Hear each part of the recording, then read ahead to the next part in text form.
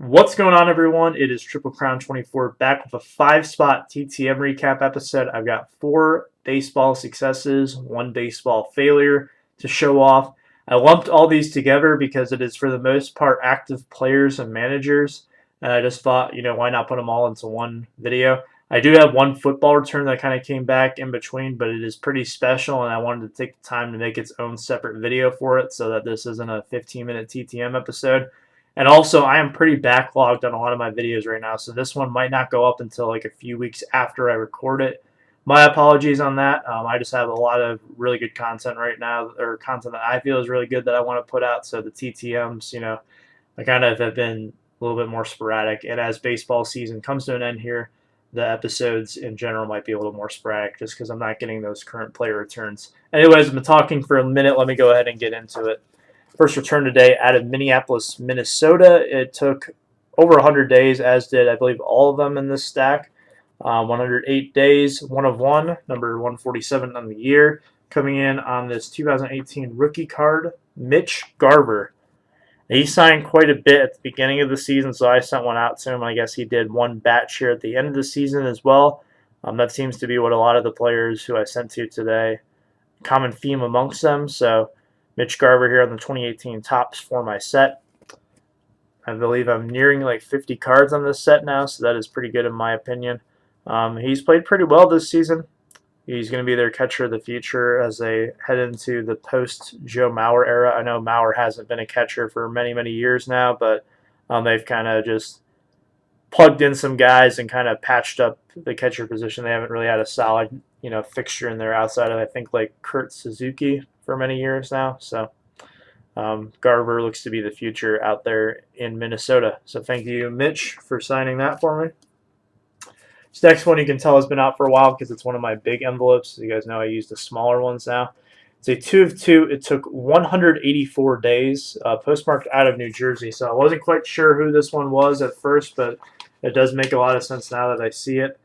Signature on these two aren't great, but I will take it for sure. It's coming in from outfielder for the San Diego Padres, Matt Cesar. I believe that's how you pronounce his last name. You guys can correct me, but as you can see, it's not a traditional way of spelling his last name. This first one is a little bit streaky. It kind of looks like it might have been like a dying Sharpie or a dry erase marker, but it's on his first Bowman card from 2012 Bowman. Pretty cool. And then this is the one I was really looking forward to. This one came out a little bit better. I'm a little streaky here in this little loop, but his 2015 Topps rookie card. This is my first or second I think it's my second 2015 Topps I have signed. I want to get a few more of these just because I do like this set a lot. This is his rookie, and if you guys don't know, he had this a pretty cool like E60 story on how he was I believe it was bone marrow transplant. Definitely worth taking your time to watch. Just one of those really cool baseball stories. I'm a guy who I wanted to add to my collection. He was a member of that 2016 Cubs World Series team as well, or the team that went on to win the World Series, I should say. And, big part of history there. So definitely had to add him into my collection. So thank you, Matt, for signing those two for me. This next one is out of Kansas City, Missouri. I actually got a postmark out of there. Blew my mind a little bit. Success number 150 on the year, so we hit that mark. Hopefully get to 200 by the end of 2018. 1 of 1 in 132 days. This is the only non-current player I got, but this card is awesome. It is on a 2011 Topps, and it is their like diamond giveaway sparkly looking thing variation. I forget exactly what it was called. Adam LaRoche. Now check out this card. Here he is pictured with the Nationals. A lot of guys probably remember he was the player who retired with the White Sox after a dispute with the club about his son being in the clubhouse a lot, and he retired from baseball, I believe, back in 2016 or 2017. Pretty interesting story. It was very big at the time, but I really liked LaRoche when he played. He was really solid first baseman. During this time period, there's a lot of really solid first basemen in baseball who were really good hitters, and I felt like he was a little bit underrated amongst them. Really beautiful signature. Came out really well on this sparkly looking card, and you can just see that this is he kind of looks almost mosaic in this picture too. I love these 2011 Topps sparkle looking ones. I know they might be kind of gimmicky to some people, but I really like them. I'm thinking about possibly putting together a set of them, not signed, of course. That would be that would be a huge challenge. Just because I already got the 2018 set to work on right now, and there are some players who are deceased already, unfortunately, within this set, such as Roy Halladay and Tommy Hanson. But just putting together, like a PSA set of these 2011 Sparkle cards would be pretty sweet. So there you go, Adam LaRoche. Thank you, Mr. LaRoche, for signing that one. Now, this really blew my mind. I got postmarks out of Kansas City on back-to-back days. LaRoche, I wasn't really expecting Beck at that time, but I was expecting this guy.